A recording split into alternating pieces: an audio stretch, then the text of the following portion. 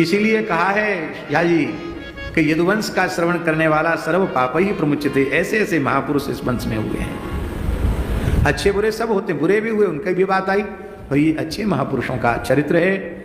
तो एक तो बभ्रू और एक देवाव्रत, ये भाई भाई थे। ये दोनों ऐसे अद्भुत हुए कि इनके उपदेश को प्राप्त करके, इनका संग करके 14,065 मनुष्य आवागमन के चक्र से छूट गए, भगवान के नित्य धाम को पहुंच गए। बाबा जी नहीं थे, ब्राह्मण नहीं थे, चंद्रवंशी क्षत्रिय थे, गृहस्थ थे, राजा थे, पर कैसा सधा हुआ जीवन होगा कि उनकी वाणी को सुनकर के 14,065 मनुष्य आवागमन के चक्र से छूट गए। बड़े दुख के साथ कहना पड़ रहा है, जीवन भर कथा प्रवचन व्याख्यान करने वाले स्वयं भी संसार चक्र से छूटेंगे कि नहीं छूटेंगे, नहीं कहा जा सकता, क्योंकि जीवन में वास्तविकता है ही नहीं। जो कहे झूठ मस्खरी जाना, कलयुग सोही गुणवंत बखाना।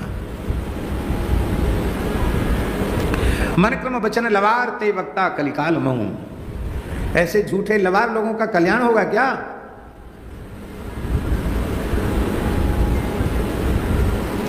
जो ज्ञान हमारे अज्ञान का विनाशक नहीं हुआ, हमारी अविद्या को नष्ट करने वाला नहीं हुआ, वह ज्ञान किसी दूसरे के भीतर प्रकाश कैसे करेगा? इसलिए सच्ची ईमानदारी की बात तो यह है कि इतनी भीड़ जो इकट्ठी हो रही है कथावाचकों की, ये नहीं होनी चाहिए।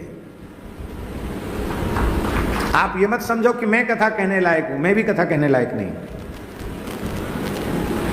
ये जितना दिव्य ग्रंथ है, जितने दिव्य उपदेश इसमें भरे पड़े हुए हैं, इनके वाचन के युग में नहीं हूं। वाचन की बात क्या चले, भागवत की पोथी को छूने लायक में नहीं हूं।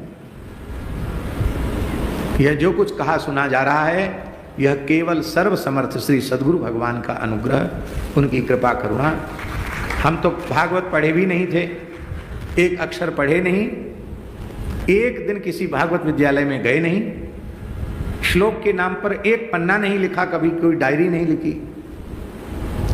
जीवन की पहली कथा जयपुर में कही, संभवतः 1991 या 92 की बात होगी,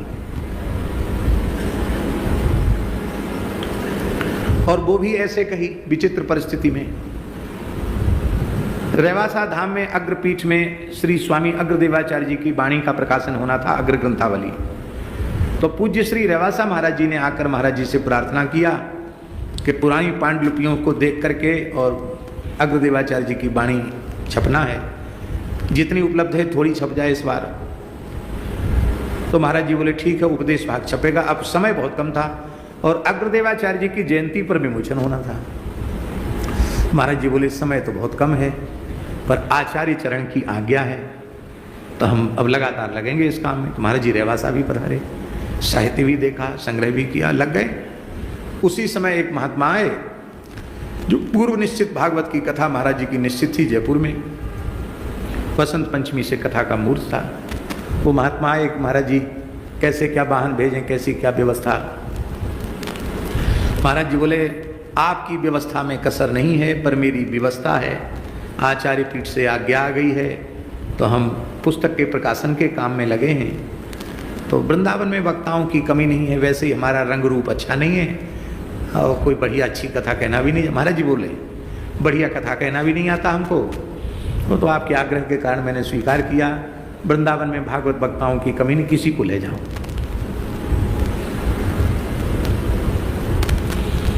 वो महात्मा बोले नहीं तो आप ही चलना पड़ेगा, और नहीं तो हमारे लिए बोले वो महात्मा पंडित जी को भेज दो। तो महाराज जी तो हाँ ये ठीक है, पंडित जी चले जाएंगे। हमसे बोले पंडित जी तुमको कथा कहनी है जयपुर में जाके, इन महात्मा के भगत की तैयारी हो चुकी है, आपको कथा कहनी है। हमने महाराज जी से कहा कि महाराज जी हमने तो एक दिन भी भागवत विद्यालय में जाके कुछ पढ़ा नहीं, आपसे भी भागवत पढ़ा नहीं। कभी कभी भक्तमाल की कथा यहाँ सुदामा कुटी में सुना देते हैं, बाकी तो कोई भागवत का तो अभ्यास है नहीं। मूल पाठ भी आद्योपांत नहीं किया,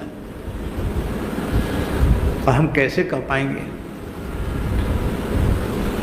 तो महाराज जी बोले बहुत अच्छा कहोगे, बहुत सुंदर कहोगे, जाओ। घबराओ नहीं, कथा तो हमारी सुने हो कि नहीं? उन्होंने कहा महाराज जी कथाएं तो सुनाई हैं। बस ठीक है, सुन लिया, तुम्हारी भागवत लग गई, समझ लो, जाओ कहो कथा। अभी महात्मा दुखी हो रहे हैं, इनका तो समाधान करना पड़ेगा ना। और महाराज जी की आज्ञा हो, जाना पड़ेगा। फिर महाराज जी ने कहा खाक चौक वालों से और पूछ लो। तब हमारा विरक्त वेश भी नहीं था, हम तो विद्यार्थी थे, उनसे भी पूछ लो, उनकी बिना आज्ञा के मत जाना। तो हमने महाराज जी को प्रार्थना की, खाक चौक वाले महाराज जी ऐसे ऐसे महाराज जी की आज्ञा है, जयपुर कल जाना है, कल तीज है और चतुर्थी एक दिन वहाँ रहेंगे और पंचमी से, बसंत पंचमी से भागवत जी की कथा है। तो महाराज जी ने मेरी ओर ऐसे देखा, देख के बोले जाओ विजय हो, पहाड़ी बाबा जाओ विजय हो। तो हम दंडोत करके चले वहां से, मन में सोचते जा रहे कि हम कोई लड़ाई लड़ने जा रहे हैं जो महाराज जी ने कहा जाओ विजय हो। काहे की विजय? चलो विजय का अर्थ यही होगा कि तुम कथा ठीक से कह पाओगे। अब दो गुरुओं की कृपा हो गई, अब क्या चिंता करना, चलो। तो अब गए, वो महात्मा के स्थान में रुके।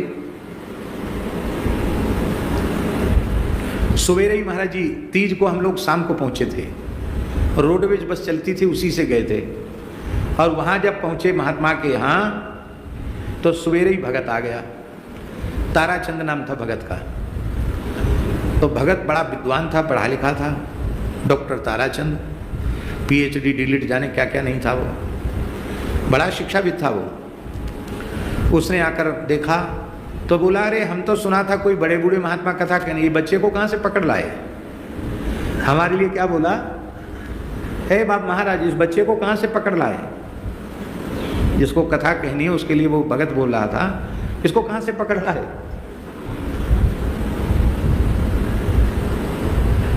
बोले नहीं ऐसे नहीं, ये भी अच्छे हैं, पढ़े लिखे हैं। तो उसने कहा कि मैं कथा क्यों कराना चाहता हूँ, आपको मालूम है? हमने कहा हमें मालूम नहीं। बोले मेरे घर में भयंकर भूत प्रेतों का उपद्रव है, मेरे एक लड़के को भूतों ने खत्म कर दिया, वो भी उसी जमात में सम्मिलित थे भूतों में, वो भी भूत बन गया है। हमारा छपाई का काम है, बड़ी बड़ी प्रेसों को प्रेत उलट देते हैं। हम अपनी हवेली में नहीं रहते हैं, त्रिपोलिया में हमारी हवेली है तारकेश्वर महादेव के सामने, और हम अपना घर छोड़ के किराए के मकान में रहते हैं। एक लड़का है मेरा, 9 लड़कियां हैं हमारी, सब अच्छे अच्छे घरों में ब्याही हुई हैं। भूत प्रेतों का बहुत उपद्रव है। और उसने ये भी कह दिया कि हम पहले नहीं मानते थे, लेकिन जब हमारे साथ ही घटनाएं घट गई तो हम मान गए, और हमारे जमाई को भी उठाकर पटक दिया, वो भी नहीं मानते थे। जिस तांत्रिक को लेके आए उसी को उलट देते हैं वो भूत, उसके मरना जीना उसका हो जाता है। आप बच्चे हो, हमारा कोई जोर नहीं है, हम सामान तो ले आए हैं पूरा, लेकिन हमें कोई जोर नहीं, हम फिर करा लेंगे कथा, आप कर पाओगे तो आप हाँ भरो, भगत बोला। तो एक बार तो हमने मन में सोचा कि वाह अच्छे मुहूर्त में कथा कहने निकले, भूत प्रेतों का उपद्रव, तंत्र मंत्र मांत्रिक तांत्रिक फेल हो गए, अब मैं क्या करूं? फिर तत्काल हमारे मन में आया कि 2 समर्थ महापुरुषों ने आशीर्वाद दिया है, और वहाँ भी सुदामा कुटी में हल्ला मच गया है कि पंडित जी कथा कहने गए, अब लौट के आएंगे तो लोग कहेंगे कथा इतनी जल्दी बाँच आई, दूसरे दिन लट चले आए, इतने जल्दी 7 दिन की कथा कैसे होगी? 8 दिन की कथा थी, 1 दिन महात्म, 7 दिन कथा।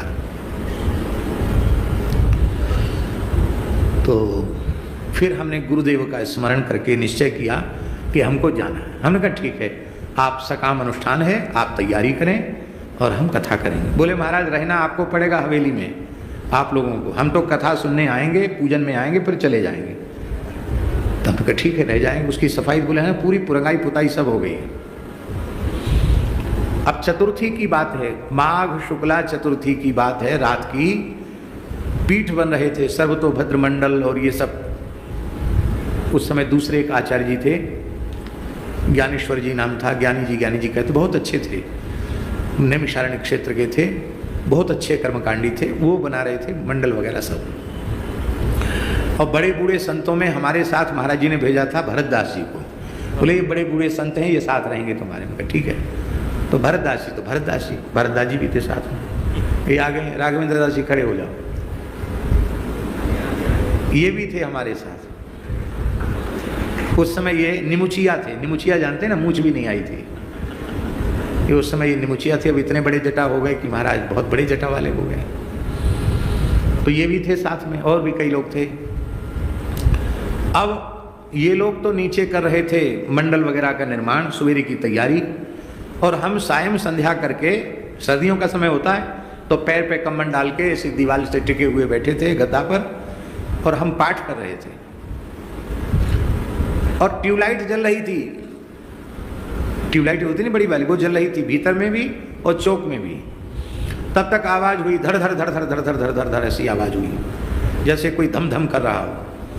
और देखते देखते महाराज जी सामने भयंकर आकृतियां मेरे से खड़ी, उनके शरीर में आर पार दिख रहा, ऐसी आकृतियां, काली काली छाया जैसी भयानक आकृतियां। उनको देख करके हमारा पाठ भूल गया कि हम हनुमान चालीसा कर रहे हैं कि राम रक्षा, सब भूल गया। और सर्दियों में भी शरीर में पसीना आ गया। पूरी बात दिमाग में आ गई कि जो कहा था कि ऐसे भूत प्रेतों का उपद्रव है, अरे तो फंस गए चक्कर में, अकेले हैं यहाँ। ऐसे हक्के बक्के से उनको देखते रहे।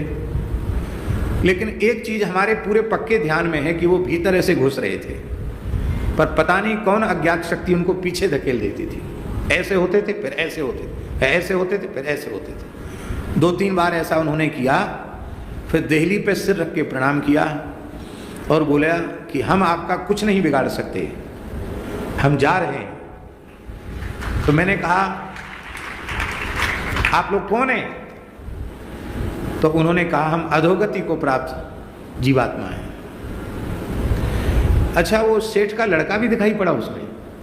कहा हमने तो लड़के को देखा नहीं था, पर उसके भाई को देखा, तो भाई के जैसी शकल सूरत उसकी भी दिखाई पड़ी है कि। आखिरी में उसने प्रणाम किया। तो हमने उनसे पूछा कहाँ रहते हो? बोले तह खाने में। हमने कहा इसके नीचे तह खाना है? बोले हाँ है, यहां से राजमहल तक सुरंग गई है। तो कैसे प्रेत बने, मैं ही पूछा। उन्होंने कहा कि हम लोगों के किसी अपराध में पकड़े गए थे, तो राजा ने हम लोगों को हत्या करवाई थी, और हम तभी से भटक रहे हैं, और हम आपका कुछ नहीं बिगाड़ सकते, हमको अब यहां से जाना पड़ेगा, कह के चले गए। ये घटना घटने के बाद हमारे शरीर में तो पसीना पसीना हो गया था।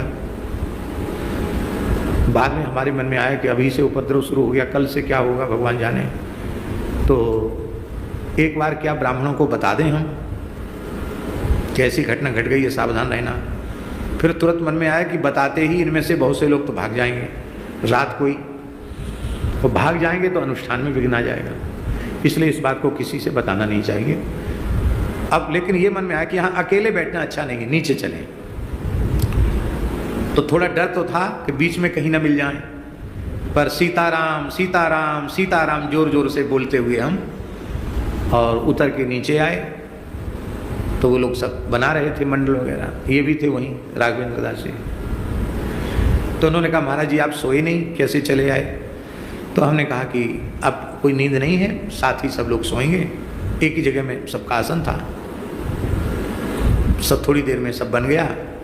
इस सवेरे से 2 समय की कथा थी, 9 से 12, 3 से 6 मूल पाठ अलग था, और 5 ब्राह्मण जप के लिए थे, पाठ के लिए थे, वो सब अलग थे।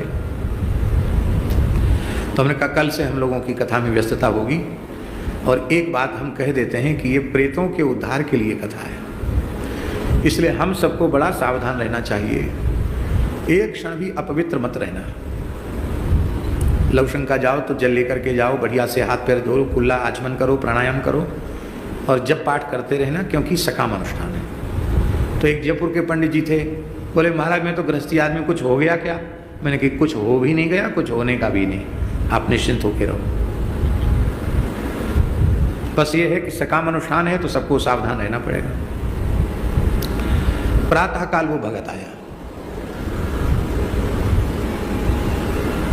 पंचमी को सवेरे। तो आते ही उसने हमको प्रणाम किया, तो हमसे बोला हम आपसे एकांत में बात करना चाहते हैं। उनका करो। 1-2 लोग थे वो हट गए। बोले आप रात्रि में ठीक से सो पाए? मैंने कि बढ़िया से सोए। कुछ भी नहीं घटना घटी? मैंने कि घटना तो घटी कि नहीं घटी हम पीछे बताएंगे, पहले ये बताओ तुम्हारे घर में तहखाना है क्या? बोले महाराज तहखाना है और राजमहल तक कभी वहाँ से सुरंग थी तहखाने में, और ये बहुत पुरानी हवेली है, और जो बात उन्होंने बताई थी वही बात उसने बताई। वो मार दिए गए थे, वही भूत प्रेत हो गए, और पहले हमारे घर में कोई उपद्रव नहीं था, धन के लालच में और हमने सुरंग खोद दी, खोदते ही ये उपद्रव घर में शुरू हो गया।